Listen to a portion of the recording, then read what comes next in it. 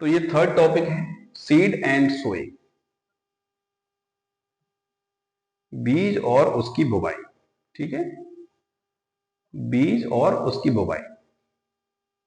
तो बीज और बुवाई अपन को इसको समझना होगा कि बीज क्या होता है और दाना क्या होता है, कैसे ये सेक्सुअली असेक्सुअली वेजिटेटिव पार्ट से ग्रो होते हैं, है ना, और इसका मल्टीप्लिकेशन कैसे होता है, वो अपन को सब पूरा पढ़ना पड़ेगा इसमें। तो ये दो परिभाषा यहाँ पर दी है। सीड क्या होता है? Seed is fertilized ripe ovule, इसको अपन अभी यहाँ पे लिखेंगे कि एक मैच्योर्ड और परिपक्व ओव्यूल को अपन बीज कहते हैं, है ना। सीड इज फर्टिलाइज्ड और matured riped ovule consisting of three main part, namely seed coat, seed coat, endosperm और एम्ब्रियो। कोई भी ऐसा एक बीज जो परिपक्व है ना, मैच्योर्ड है, और क्या है, लाइव कंडीशन में, लिविंग कंडीशन में, है ना, तो उसको अपन बीज कहते हैं, जिसमें तीन प्रमुख भाग होते हैं। सबसे पहला उसमें एक सीड कोट होना चाहिए, यानी कि बीज का कवर होना चाहिए, और एंडोस्पर्म होना चाहिए जहां पर भोजन होता है, एंडोस्पर्म, और एम्ब्रियो होना चाहिए जो लिविंग कंडीशन में रहे। इस अवस्था को अपन कहते हैं बीज, है ना, जिसका उपयोग अपन किस लिए करते हैं, न्यू प्लांट्स को रेज करने में या जनरेट करने में, which include course give the rise to the new plants, new plants को डेवलप करने में, उगाने में ये सहायक होते हैं, है ना। एंडोस्पर्म क्या होता है? Endosperm is the storage organ for the food substance, ठीक है, that nourish the embryo during its development. Seed coat क्या होता है? सीड कोट जो बीज का कवर रहता है, आउटर लेयर होती है, उसको कहते हैं सीड कवर, जो एम्ब्रियो को और एंडोस्पर्म को प्रोटेक्ट करता है, प्रोटेक्ट और sealed the embryo and endosperm, ठीक है। तो ये कुछ छोटा सा एक जस्ट इंट्रोडक्शन है कि बीज क्या होता है। बीज कोई भी परिपक्व ओव्यूल या एम्ब्रियो, जिसको अपन बीज कहते हैं, जिसमें तीन प्रमुख भाग होते हैं, बीज का पार्ट यानी बीज का कवर, सीड कोट जिसको कहते हैं, एंडोस्पर्म और एम्ब्रियो, ठीक है। एक और डेफिनेशन दी है सीड की और ग्रेन, दो शब्द हैं सीड और ग्रेन, ठीक है। तो इसको अपन पढ़ते हैं, ये सीड हो गया और एक ग्रेन हो गया। सीड को क्या है? Seed is embryonic part covered in seed coat often containing some foods, it form from the ripened ovule और प्लांट आफ्टर द फर्टिलाइजेशन, ठीक है। यानी कि जीवित अवस्था में जिसमें भ्रूण उपस्थित है या फर्टिलाइजर राइपेंड, ये अवस्था में, तो इसको अपन बीज कहेंगे, जिसका उपयोग अपन नए पौधों बनाने में किया जाता है, इसको बीज कहते हैं। और दाना क्या होता है? Grain. A grain is a small edible fruits, इसको अपन मोस्टली खाने के लिए यूज करते हैं, जो usually hard on the outside, harvested from the crops, grain basically grown in the clustered on top of the matured plant.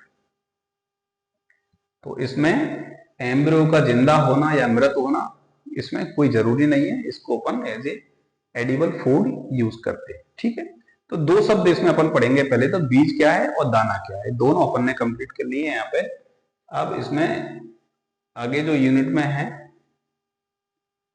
वो है characteristics of good seed, अच्छे बीज की क्या विशेषताएं, किसान कैसे समझे कि ये बीज हमारे लिए अच्छा है। Characteristics of good seed, good characteristic of good seed, good seed, अच्छे बीज की विशेषताएं। तो इसमें क्या होना चाहिए विशेषताएं, गुड क्वालिटी ऑफ सीड क्या होना चाहिए? सबसे फर्स्ट है, seed must be true of its type, यानी कि जो वैरायटी बताई गई है जेनेटिकली प्योर होना चाहिए, जो वैरायटी जो कैरेक्टरिस्टिक्स होते हैं उसमें वो होने चाहिए, free from the mixture and should belong to the proper variety and strain, ठीक है। तो सबसे फर्स्ट हो गया कि seed must be true to its type, यानी टाइप मीन्स जो वेराइटी कही गई है वो वेराइटी होनी चाहिए उसमें, उसका उत्पादन उतना होना चाहिए, पहली विशेषता। सेकंड है सीड शुड बी प्योर, शुद्ध हो, जीवित हो, क्षमता हो उगने की, हैव हायर यील्ड पोटेंशियल। ये महत्वपूर्ण चीज है कि बीज एक तो शुद्ध रूप से प्योर होना चाहिए, वाइबल होना चाहिए, विगरस होना चाहिए और हाई यील्डिंग होना चाहिए, अधिक उपज देने का वाला बीज होना चाहिए। तीसरी इसकी विशेषता है seed should B free from the seed born disease and paste infection. जब बीज को किसान खरीदते हैं तो उसमें किसी भी प्रकार का रोग और कीट नहीं होने चाहिए, उसको अच्छा बीज माना जाता है। चौथे नंबर की जो विशेषता है वो seed should B clean free from weed seed and any intern material, inert material, यानी कि बीज साफ सुथरा हो, किसी भी प्रकार के बीज खरपतवारों के या दूसरी फसल के बीज उसमें नहीं होने चाहिए। पांचवी विशेषता होनी चाहिए seed be in whole not broken और फिजिकल डैमेज, यानी कि बीज टूटा फूटा हुआ नहीं होना चाहिए। बीज कैसा होना चाहिए? शुद्ध प्रकार का, शुद्ध आकार का, जो बीज का आकार है वैसा होना चाहिए। अगर टूटा फूटा बीज है तो वो प्रॉपर जर्मिनेशन नहीं हो सकता है। ठीक है, तो ये 5 विशेषताएं अपन ने अभी इसमें पढ़ी हैं। पूरी 9 विशेषताएं होती हैं बीज में, अच्छे बीज की विशेषताएं।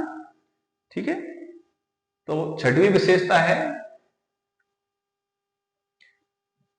Seed should meet the prescribed uniform size and weight, यानी कि दाने का आकार और इसका वजन, जो टेस्ट वेट होता है, जो सीड इंडेक्स होता है, टेस्ट वेट होता है, वो इसका प्रॉपर होना चाहिए। 7वीं जो विशेषता है seed should be as fresh as possible और द प्रॉपर एज, यानी कि बीज ऐसा नहीं कि 20 साल पुराना, 15 साल पुराना बीज हो, वो 1 साल पुराना या 2 साल पुराना बीज होना चाहिए। वह तो 1 साल ही काउंट करते हैं फिर भी, पर बहुत पुराना बीज उपयोग में नहीं लाते हैं, तो उसको अपन एक अच्छा बीज कहते हैं। और इसकी जो मॉइस्चर होना चाहिए, इसमें 8 से 12% मॉइस्चर होना चाहिए, यानी कि जो नमी रहती है बीज में वो 8 से 12 नहीं होना चाहिए। इससे ज्यादा होगी तो वो खराब बीज है, उसमें फंगस लगने की संभावना रहती है, फफूंद लग जाती है, या फिर कम हुआ तो वो अंकुरण होने की क्षमता उसकी खो जाती है। ठीक है, और नवी विशेषता है इसमें अधिक जर्मिनेशन की परसेंट क्षमता होनी चाहिए, मोर देन 80%, यानी कि जर्मिनेशन, अंकुरण होने की क्षमता अधिक होनी चाहिए। ठीक है, और भी इसमें है, लास्ट है, लास्ट जो करेक्टरिस्टिक है वो 10वां सीड जर्मिनेट रैपिडली, यानी कि बीज का अंकुरण जल्दी होना चाहिए और यूनिफॉर्म होना चाहिए। यूनिफॉर्म यानी कि ऐसा नहीं कि एक खेत में 5 सेंटीमीटर का पौधा होगा, एक में 50 सेंटीमीटर का, 10 सेंटीमीटर का होगा, सभी समान रूप से आकार में बढ़े रहें, है ना, और साथ में एक साथ अंकुरण होना चाहिए, ऐसी बीज की विशेषता होना चाहिए। ठीक है, अब क्या होगा अगर किसान कोई अच्छा बीज उत्पादन, अच्छा बीज उपयोग करता है तो किसान को क्या फायदा होगा उससे, है ना। Advantage of using good quality seed, अगर कोई किसान अच्छा बीज उपयोग करता है तो क्या क्या फायदे होंगे उसको। तो सबसे पहला फायदा है reduce cost, cleaning, sterilization and the disinfection. तो उसको जो, अगर बीज में कुछ मिलावट रही तो उसको अलग करने के लिए किसान को अलग अतिरिक्त खर्चा करना पड़ता है, उसको क्लियर करना पड़ेगा, उसको साफ करना पड़ेगा, उसको पूरा, मतलब हवा के माध्यम से हो सकता है कि जो अनफिल्ड सीड है उनको अलग करना पड़ेगा, तो वो पूरा उसका खर्चा होता है उसमें, उसको उससे वो बच जाता है। पहला रिड्यूस कॉस्ट ऑफ क्लीनिंग, पहला है reduce of cost of cleaning.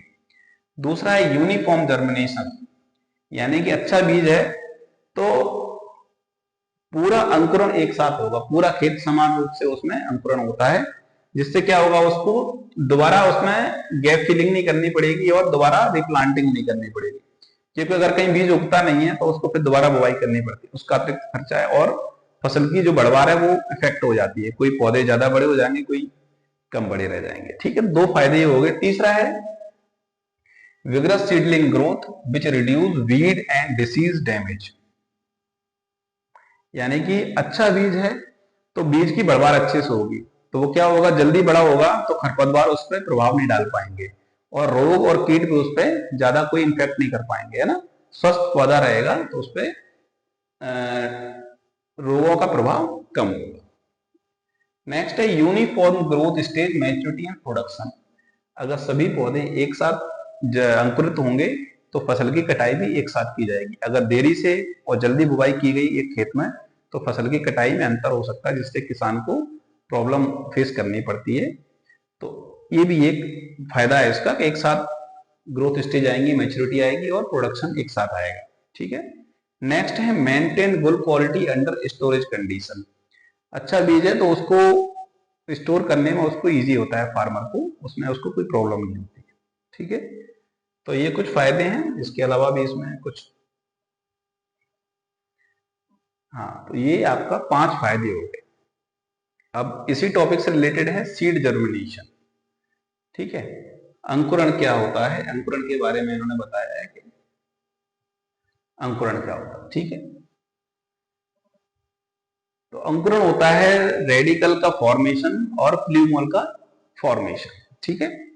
Germination is formation of the radicle and seedling emergence. देखो बीज में 2 चीजें महत्वपूर्ण है, जैसे कि ये सीड है तो सीड में 2 चीजें बनती हैं। एक तो बनता है शूट, है ना, जिसको अपन कहते हैं तना, और एक बनता है रूट, जिसको अपन कहते हैं जड़। ठीक है। ये बीज है, जब ये अंकुरित होता है तो सबसे पहले रेडिकल फॉर्मेशन होता है, रेडिकल को कहते हैं रूट। फर्स्ट फॉर्मेट रेडिकल, है ना, रेडिकल, रेडिकल को कहते हैं रूट फॉर्मेशन। तो ये रूट बनती है पहले, फिर उसके बाद 2 पत्तियां बनती हैं इस तरीके से, इसको कहते हैं शूट फॉर्मेशन। ठीक है। ये 2 चीजें बनती हैं अंकुरण के समय में, है ना। और सबसे पहले क्या बनता है, सबसे फर्स्ट में बनता है रेडिकल, सेकंड में बनता है शूट, है ना। और जो 2 से 3 लीफ की स्टेज होती है, 2 to 3 लीफ स्टेज, इसको कहते हैं seedling stage, seedling stage of the plant. तो रूट का और तने का निर्माण होना अंकुरण है, या इसको अपन कह सकते हैं formation of the radicle and seedling under the soil, it's called seed germination. ठीक है। और सीड जर्मिनेशन जो है मुख्य रूप से कई कई कारकों पर निर्भर करता है ना। फैक्टर अफेक्टिंग और जर्मिनेशन, जैसे मृदा के प्रकार पे, वातावरण पे, पानी की उपस्थिति अनुपस्थिति पे, मृदा का temperature, light, atmospheric gases, oxygen such as the chemical germination of the seed.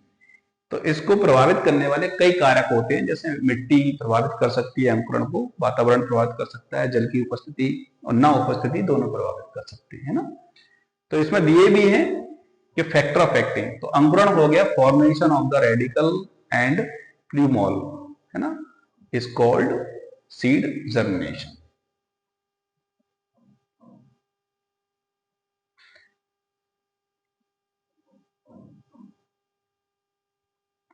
फिर दूसरा अपन जो पढ़ेंगे वो है फैक्टर अफेक्टिंग, यानी कि अंकुरण को प्रभावित करने वाले कारक, अंकुरण को प्रभावित, factor affecting of seed germination, of seed germination.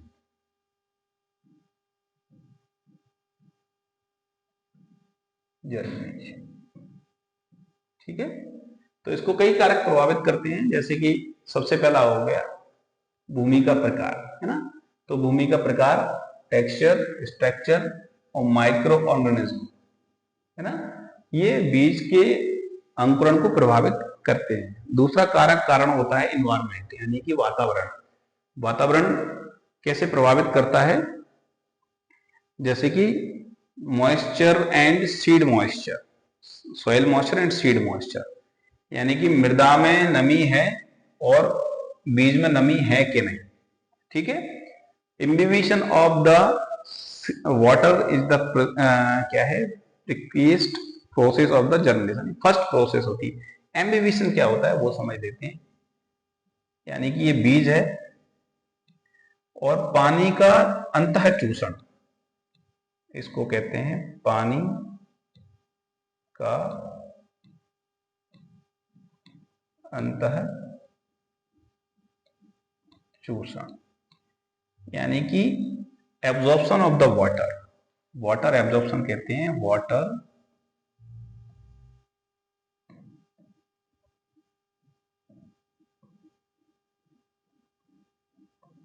Through Beed या बाय सीड। तो सबसे फर्स्ट प्रोसेस है एम्बिविशन, फर्स्ट प्रोसेस है, फर्स्ट प्रोसेस। जैसे ही बीज मिट्टी में डाला और वो नमी के संपर्क में आता है तो बीज जो है पानी को चूस लेता है, एब्जॉर्ब कर लेता है। एब्जॉर्ब करने से क्या होगा, जो सीड में कॉम्प्लेक्स मटेरियल है, कॉम्प्लेक्स फूड मटेरियल है ना, वो क्या होगा, convert in simplest food material, है ना। तो वो सिंपलेस्ट फूड मटेरियल में कन्वर्ट होते हैं। ये लंबी प्रोसेस है, इसको समझने में काफी समय लगता है। अभी सिर्फ हम फैक्टर के बारे में डिस्कस करेंगे। तो वो सिंपलेस्ट फूड मटेरियल में कन्वर्ट होने के बाद एम्ब्रियो जो रहता है, जो अंकुरित होता है, उसको एनर्जी मिलती है और वो फिर मिट्टी से बाहर आता है ना। तो ये सब प्रोसेस में सबसे फर्स्ट प्रोसेस है एम्बिविशन, है ना। तो अगर सॉइल में मॉइस्चर है तभी एम्बिविशन प्रोसेस पूरी हो पाएगी, अन्यथा नहीं हो पाएगी। ठीक है, तो ये फैक्टर्स हैं, सॉइल के प्रकार, टेक्सचर इसको प्रभावित करते हैं, इन्वायरमेंट के वातावरण भी इसको प्रभावित करते हैं, और जो मृदा में नमी है और मॉइस्चर में, बीज में नमी है, वो भी इसको प्रभावित करते हैं। नमी है तो अंकुरण सही से होगा, नमी नहीं है तो अंकुरण सही से नहीं होगा, दो ही बात है। ठीक है, ऐसे ही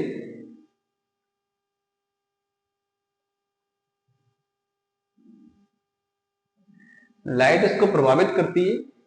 the most effective wavelength promoting and inhibiting seed germination is red and infrared respectively। ठीक है, तो ये जो इंफ्रारेड जो लाइट है इस एमएम में, एनएम में, वो उसको बढ़ाती है, और इंफ्रारेड इतनी अगर होती है तो इसके अंकुरण को प्रभावित करती है, रोकती है। ठीक है, एटमॉस्फेरिक गैसें कैसे प्रभावित करती हैं। The crop seed germinate well in ambient composition of air। 20% oxygen होना चाहिए और 0.3 कार्बन डाइऑक्साइड होना चाहिए एटमॉस्फेयर में, और 78% नाइट्रोजन होना चाहिए। तो इजीली, आराम से इसका जर्मिनेशन हो जाएगा। अगर ये गैसें ज्यादा कम होती है तो उसके अंकुरण पर प्रभाव पड़ता है। ठीक है, गैसियस केमिकल्स, कौन कौन से केमिकल्स रहते हैं। जिब्रेलिन स्टिमुलेट जर्मिनेशन इन प्रोटोप्लाज्म सीड। तो जिब्रेलिन एक एसिड होता है जो जर्मिनेशन को मतलब बढ़ाता है इसमें। हाइड्रोजन पर oxide use for the legumes, tomato and barley. Ethylene एक गैस है, एक हार्मोन है ये भी। तो ये भी क्या करता है, ग्राउंडनट के जर्मिनेशन को बढ़ाता है। तो इस तरीके से आपने समझा होगा कि अंकुरण को प्रभावित करने वाले कारक में एक तो मृदा कारक है, मिट्टी से संबंधित कारक, इन्वायरमेंट कारक हैं, और गैसेस हैं, लाइट है ना, और गैसियस केमिकल्स हैं जो अंकुरण को अच्छा या बुरा दोनों बना सकते हैं। अगर फेवरेबल कंडीशन में है सभी चीजें तो अंकुरण बढ़ेगा, और फेवरेबल में नहीं है तो अंकुरण घट जाएगा। तो ये क्लास इतना ही, इसके बाद अपन नेक्स्ट डिस्कस करेंगे। Thank you.